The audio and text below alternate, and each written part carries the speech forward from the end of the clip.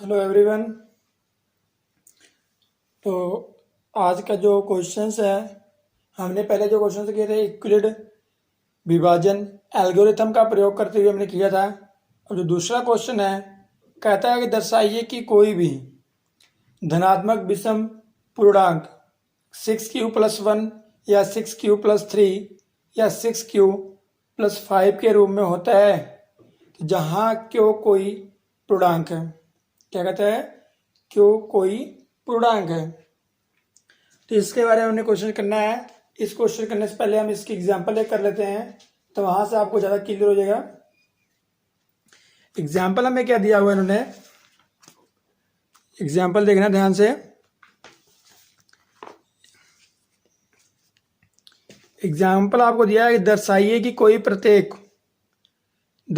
कोई प्रत्येक धनात्मक समपूर्णांक q के रूप में होता है, समपूर्णांक 2q के रूप में होता है, तथा प्रत्येक धनात्मक विषम पूर्णांक tq+1 के रूप में होता है, जहां q कोई पूर्णांक संख्या है। हमने क्या करना है, इसमें जो क्वेश्चन दिया उन्होंने हल किया है। कहता मान लो a क्या है आपका, कोई धनात्मक पूर्णांक है, और b क्या है 2 मान लिया। तब यूक्लिड विभाजन एल्गोरिथम से किसी पूर्णांक q ≤ 0 लेस देन और इक्वल का साइन होता है के लिए a = tq+r। हमने पढ़ा ना a = bq+r पढ़ा हुआ है। उन्होंने इसे कंपेरिजन किया है, जहां r = 0 पुट कर दिया है और r की वैल्यू 1 है। एक a आपका है, या तो 0 होगा या तो 1 होगा। उसके बीच में क्या कहते हैं, 0 greater than equal to r greater than 2। इसलिए a = क्या हो गया आपका tq 2 क्यों, और या = 2q+1। कहता है यदि a = 2q है तो एक सम पूर्णांक है, साथ ही एक धनात्मक पूर्णांक। या तो सम हो सकता है या विषम, अब कोई भी हो सकता है, सम हो सकता है या विषम। इसी तरह हमने क्वेश्चन जो है, अभी जब मैं क्वेश्चन नंबर 2 करूंगा आपको क्लियर हो जाएगा पूरा अच्छी तरह ये क्वेश्चन में पूछा क्या है। इसमें दोबारा हम क्वेश्चन पढ़ते हैं। कह रहा है दर्शाइए कि कोई भी धनात्मक विषम पूर्णांक, हमने बोल दिया विषम पूर्णांक cq+1 और 6q+3 एंड 6q+5 के रूप में होता है, जहां q कोई पूर्णांक है। q क्या है? पूर्णांक है। तो हम पूर्णांक की बात करते हैं, चलो कोई बात नहीं है। सबसे पहले हम क्या मानते हैं, मान लीजिए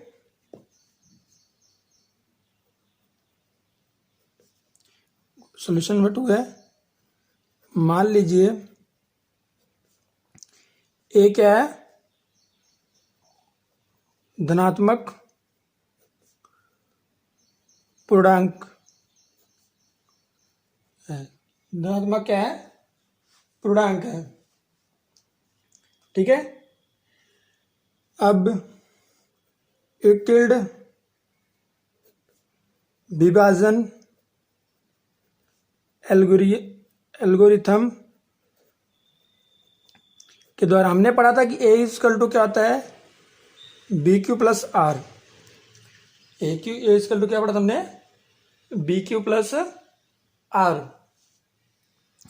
अगर हम क्वेश्चन में देखें, क्वेश्चन में यदि हम ध्यान से देखें तो उन्होंने क्वेश्चन में बोला हुआ है कि 6q+1 6q+3 6q+5। हम इसको कंपेयर कर देते हैं। क्या कर देते हैं? कंपेयर। तो a = अगर फर्स्ट को हम कंपेयर करें, a = 6q+r, तो 6q+1। हमें यहां से पता लग जाएगा कि r की वैल्यू हमारे पास क्या है और b की वैल्यू क्या है। b की वैल्यू हमारे पास 6 है और r की वैल्यू 1 है। r की वैल्यू 1 है। देन हमने करना है, क्या करना है, लिखना है। अब देखना, हमने चेक करना है 0 से क्या है, 0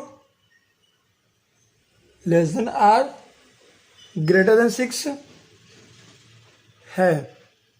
यही होगा ना, 0 से बड़ा है, ठीक है, r और 6 से बड़ा है, 0 से बड़ा है, तो हमने वही लिख दिया है। और जो इसका अगर शेषफल हम निकालेंगे, जब सोल्व करेंगे, हमारे पास क्या है, 1 है, 3 है, 5 है, 6q+1 6q+3 6q+5 है। ठीक है। जब इसमें वैल्यू पुट करेंगे तो क्या आ जाएगी, हमारे पास वैल्यू आ जाएगी 0 1 2 3 4 5 6 हाईएस्ट है, तो आपने यहीं तक ले जाना है, 5 तक ले जाना है, एक लेस देन ले जाते हैं। इसके क्या आ जाएंगे आपके संभावित शेषफल हो जाएंगे, आपके क्या आ जाएंगे संभावित शेषफल। ए आपके संभावित शेषफल हो गए, और ए की संख्या होगा क्या करेंगे हम, अगर ए की कंपेरिजन करें हम, a is equal to 6 q plus 1, 6 q plus 2, 6 q plus 3, 6 q plus 4, 6 q plus 5, a आपके क्या आ जाएंगे के रूप में हो सकता है इसके रूप में जब हम इसको हल करेंगे। अब हम देखते हैं कि क्या है, हमने पहले ही क्वेश्चन बोला था कि कोई भी धनात्मक विषम पूर्णांक होगा, वैसे भी देखेगा 6 q plus 1, 6 q plus 3, 6 q plus 5, तो 1 3 5 क्या होता है विषम संख्या होता है आपका, तो विषम संख्या होता है, तो यहां लिखना है देयरफॉर ए क्या है, ए एक धनात्मक विषम पूर्णांक संख्या है। ये आपका विषम पूर्णांक संख्या हो गया, ठीक है। और देखेंगे क्यों विषम रूप में पूर्णांक है, ठीक है। अगर हम इसको हल करें, वैल्यू पुट करेंगे, 6 क्यू प्लस 2, 6 प्लस क्यू के रूप में नहीं हो सकता, क्यों, क्योंकि ये 2 से विभाजित नहीं है। अगर 2 से विभाजित संख्या होती तो आपका क्या होता है, वो सम संख्या होता है, क्या होता है आपका सम संख्या होता है। इसलिए आपका क्या होता है, अगर सम संख्या होता है कैसे पता लगता है, 6 क्यू प्लस 2, 6 क्यू प्लस 4, इसमें क्या होता है ए नहीं हो सकता। अगर हम इसको सोल्व करें, ए हमारे पास नहीं हो सकता है, क्यों नहीं हो सकता, क्योंकि 2 से विभाज्य होनी चाहिए, इसलिए हमारे सम संख्या नहीं हो सकता है। तो हमारा क्या होगा, इसी तरह हमारा जो पूर्णांक होगा, इसलिए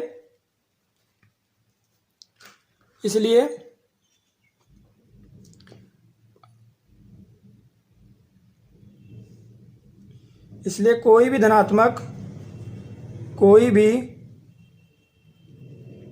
धनात्मक विषम पूर्णांक, जो हमारा क्वेश्चन है उससे लिख देना है, विषम पूर्णांक 6 क्यू प्लस 1 या 6 क्यू प्लस 3 या 6 क्यू प्लस 5 के रूप में हो सकता है,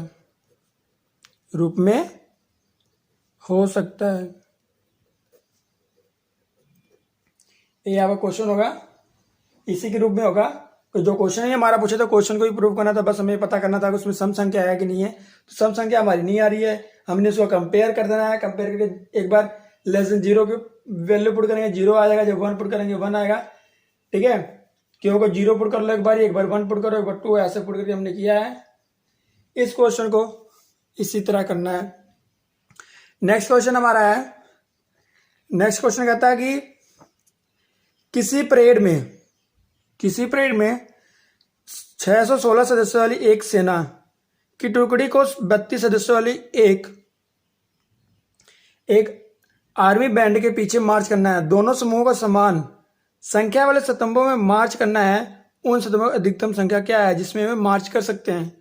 सीधा हम इस क्वेश्चन में अपना इक्विलिड विभाजन एल्गोरिथम लगाएंगे और एचसीएफ निकाल देंगे। जो हमारा एचसीएफ आएगा वो हमारी अधिकतम संख्या होगी।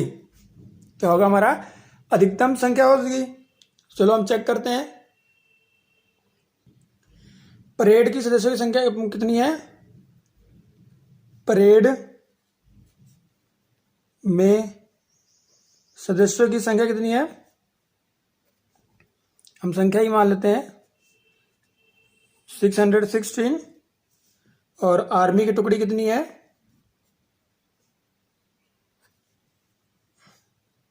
आर्मी की टुकड़ी कितनी है 32। ठीक है, 32 है। हम इसका निकालेंगे, सीधा ऐसे निकालते हैं। कैसे निकालना आपको पता ही है, मैंने बताया है आपको। पहले 616 जो लेस देन है 32 ग्रेटर देन 32 से बड़ा 16 है, हम इसको निकालेंगे। 616 को हम यहाँ रखेंगे is equal to 32 A is equal to B Q R, A is equal to B Q plus R, वही कंपेरिजन कर देना हमने। यहाँ मैं आपको साथ में रफ साइड निकाल के दिखाता हूँ। 616 को अंदर रखिए, 32 को बाहर, डिवाइड करते हैं 32 9 2 6 देन, तो अब क्या करना है, अब इसको हम 9 पर ले जाएंगे। 32 9 सा 2 9 286, वैसे कि 9 2 से 18, 1 9 3 से 27 28,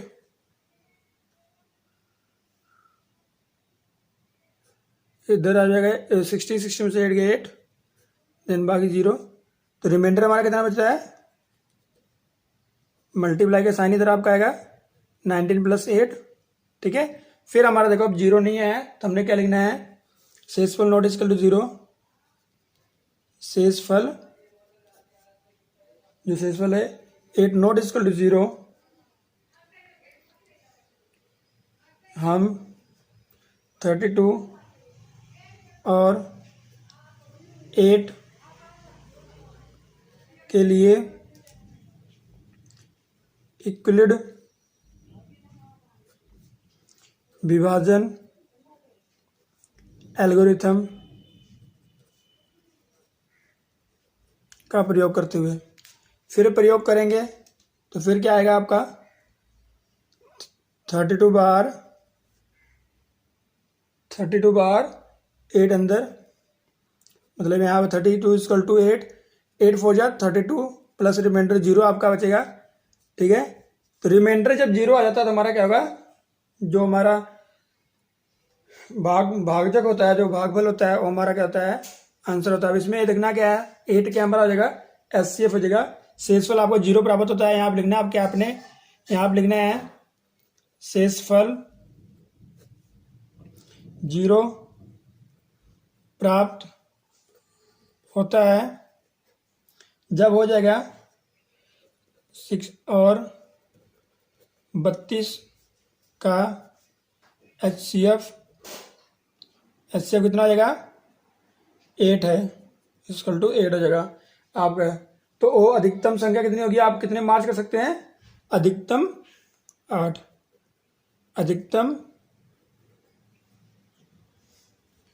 अधिकतम मार्च 8 कर सकते हैं, ठीक है।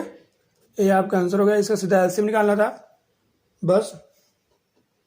क्वेश्चन नंबर 4 की तरफ रुख करते हैं। तो क्वेश्चन नंबर 4 है, इक्विलिड विभाजन प्रमेय का प्रयोग करके दर्शाइए कि किसी धनात्मक पूर्णांक का वर्ग, अब देखो यहाँ पे वर्ग की बात किया है, एक बात हमेशा उस क्वेश्चन में हमारा क्या है, कोई धनात्मक पूर्णांक की बात किया था, कोई वर्ग का बात नहीं किया था, कुछ नहीं किया था। अब इसमें बोला धनात्मक पूर्णांक का वर्ग किसी पूर्णांक m के लिए 3m या 3m + 1 के रूप में होता है। इन्होंने हमें संकेत भी दिया है, संकेत क्या दिया है, हमें संकेत दे दिया है कि अब मान लीजिए x कोई धनात्मक पूर्णांक है, तब या 3q 3q + 1 या 3q + 2 के रूप में लिखा जा सकता है। क्या किया जा सकता है, लिखा जा सकता है। तो लिखा जा सकता है, इनमें से प्रत्येक का वर्ग कीजिए। अब हमें वर्ग भी करना पड़ेगा। दर्शाइए कि इन वर्गों को 3m या 3m + 1 के रूप में लिखा जा सकता है। तो हमने यही सॉल्व करने हैं, ये लिखा जा सकता है कि नहीं लिखा जा सकता है, उसके बारे में चर्चा करेंगे। अब लिखा जा सकता है नहीं लिखा जा सकता है, वर्ग का बात किया था तो हमने वर्ग लिखना है। हमारा इक्विलिड विभाजन प्रमेय का बोला था, हम उसी की मेथड से करेंगे। सबसे पहले हम लेट कर लेंगे किसी चीज की वैल्यू। उन्होंने हमें संकेत में बोला है कि 3q 3q + 1 3q + 2 के रूप में लिखा जा सकता है, नहीं लिखा जा सकता, वही हम लिखते हैं। और उन्होंने बोला था m के लिए 3m, मतलब 3 × m हो रहा है, तो गुणनखंड। तो अब हमने लिखना है क्वेश्चन नंबर 4, आंसर नंबर 4, मान लो x इजकल टू 3 क्यों क्या है, एक धनात्मक पूर्णांक है, एक धनात्मक पूर्णांक है।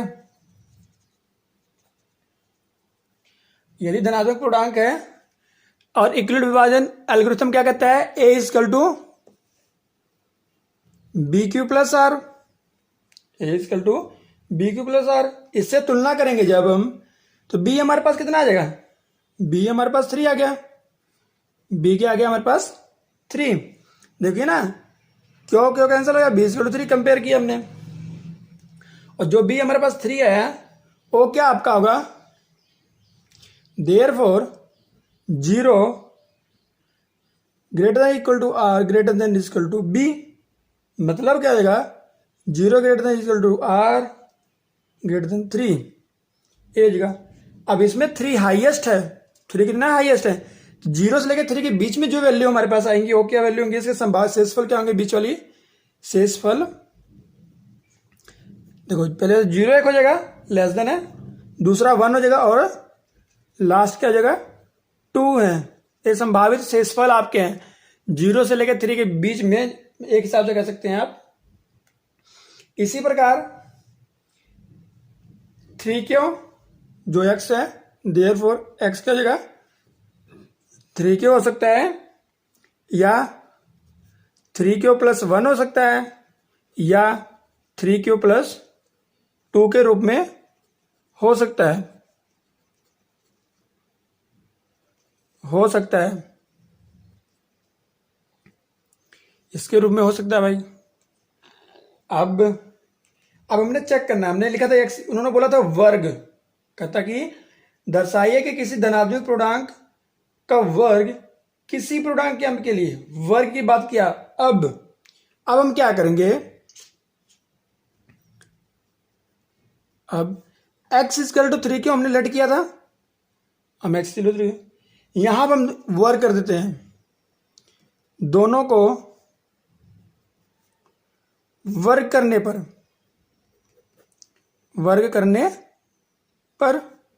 तो x का स्क्वायर 3q का स्क्वायर, ठीक है। अब हमारे पास है x का स्क्वायर और 3 का स्क्वायर, जब स्क्वायर करेंगे दोनों को वर्ग कर दिया कितना आ जाएगा, x स्क्वायर 3 3 9, 9 क्यों स्क्वायर, 9 क्यों स्क्वायर हो गया। अब यहां से मैं 3 कॉमन लूंगा, अगर 3 बाहर लिख सकता हूं मैं, और 3 क्यों क्या लिख सकता हूं अंदर, 3 क्यों स्क्वायर, ठीक है। अब देखो, अब जो 3 क्यों स्क्वायर है, जो 3 क्यों स्क्वायर है इसको m1 मान लेता हूं, m1 इजकल टू 3 क्यों स्क्वायर, 3 क्यों क्या हो गया स्क्वायर, और m1 क्या लिख लेता हूं मैं, m1 एक या कोई पूर्णांक संख्या है, क्या है पूर्णांक संख्या है। तो x square is equal to 3m1, x square is equal to 3m1। अब दूसरा हमारा इसी तरह है, जब x इजकल टू 3 क्यों प्लस 1, 3 क्यों प्लस 1, फिर इसको हम वर्क करते हैं, दोनों को वर्क करने पर जब वर्क करेंगे आप, x का स्क्वायर 3q प्लस 1 का होल स्क्वायर, तो x स्क्वायर यहां पे a का स्क्वायर, b का square 2ab, 3 9q square plus 1 6q, ए आपके पास आ गया। अब यहां से अगर मैं चाहूं तो 3 को कॉमन लूं, इन दोनों में से क्या करूं मैं, इन 6q और 9q में से क्या करूं, 3 कॉमन लूं, 3 में से क्या कॉमन मेरे पास आ जाएगा, पहले इसको साथ में लिख लेते हैं, 9q square plus 6q equal to 1 plus 1, so x square 3 common 3k² plus 3 2 6 तो 2 प्लस 1 ये आपके पास आ गया। अब मैं इसको दे बिकॉज 3k² प्लस 2 को क्या मान लेता हूँ मैं m2। क्या मान लेता हूँ मैं m2। m2 क्या है? m2 कोई पूर्णांक संख्या है। क्या है? पूर्णांक संख्या है। सो x² 3m2 प्लस 1 आ गया। क्या आ गया मेरे पास? इतना आ गया। अब इसी तरह नेक्स्ट हमारा क्या था? 3m था, 3 प्लस m1 था। अब मैं 2 को ले चल रहा हूँ। ठीक है, एक और कर निकाल लेते हैं। तो x is equal to 3q plus 2। एक तो मैंने 3q लिया, एक 3q प्लस 1 लिया, एक 3q प्लस 2 ले रहा हूँ। ठीक है, क्योंकि हमारा 0 1 और 2 था इसलिए 2 तक ले चलता हूँ। देखता हूँ क्या होता है अब आगे। फिर स्केयरिंग करता हूँ, दोनों को वर्ग करने पर x का स्क्वायर 3q प्लस 2 का whole square, x square a का स्क्वायर 9q², b का स्क्वायर 4 और 2ab 2 2 4 4 12 क्यों? ये आपके पास आ गया। अब इसको मैंने फिर यहाँ लिख लेना x² is equal to 9q² plus 12q plus 4। अब यहाँ से देखो 3 कॉमन मेरे पास आ रहा है। क्या आ रहा है? 3 कॉमन आ रहा है। x² 3 common 3 3 9 3q plus 4। अब यहाँ पे फिर मैंने मान लिया 3q plus 4 is equal to m3। m3 क्या है? कोई पूर्णांक संख्या है। प्रोसेस वही हमारा करना है काम, कोई पूर्णांक संख्या है। अब जब यहां पे मेरा क्या जाएगा फिर x² is equal to 3m3 plus 4। 3m3 plus 4। अब उसके बाद देखिए, अब हमारा देखो 3m3 प्लस 4 आ गया। सॉरी बेटा, यहाँ से थोड़ा गलत, यहाँ से 3 तीनों में कॉमन ले सकते हैं। एक स्टेप देख लीजिए दोबारा, यहाँ से आगे इसके लिए सॉरी। अब देखो मैं 4 को क्या लिख सकता हूँ? x² 9q² प्लस 12 को प्लस 4, यही था हमारे पास। मैं 4 को देखो खोल सकता हूँ। 4 को क्या लिख सकता हूँ मैं? 3 प्लस 1 लिख सकता हूँ। x² 9q² plus 12q plus 3 plus 1। अब इनमें से मैं कॉमन लूंगा x² 3 common 3q plus 4 plus 1 क्या बने 4q प्लस 1। अब इसको मैं पूरा मान लूंगा 3q 4q plus 1 is equal to m3। ठीक है, इसके लिए यहाँ पे चेंज कर लीजिए 3q plus 4q plus 1 is equal to m3। तो हमारे देखो वही बन गया लगभग। फिर हमारे पास आ गया x² is equal to 3m3 plus 1। ठीक है, अब तीनों की जितनी भी हमारी स्थिति पैदा हो रही है, जितनी भी अगर हम बात करें, हमारा पहला आया क्या? हमारा पहला आ गया 3q आया, दूसरा हमने निकाला तो 3q प्लस 1 आया। ठीक है, इनको हम चेंज किया। जब हमने चेंज किया तो हमारे पास हमने m लड किया है, तो पहला हमारा कितना आ गया? 3m1 आया। दूसरा उसको सोल्व किया, फिर हमारा आया 3m2 प्लस 1 आ गया। तीसरा किया 3m3 प्लस 1 आ गया। जितनी भी इसकी होगी ऊपर दी गई स्थिति के हिसाब से हमारा किसी भी वर्ड, ठीक है, धनात्मक, यहां पर लिखा देता हूं, किसी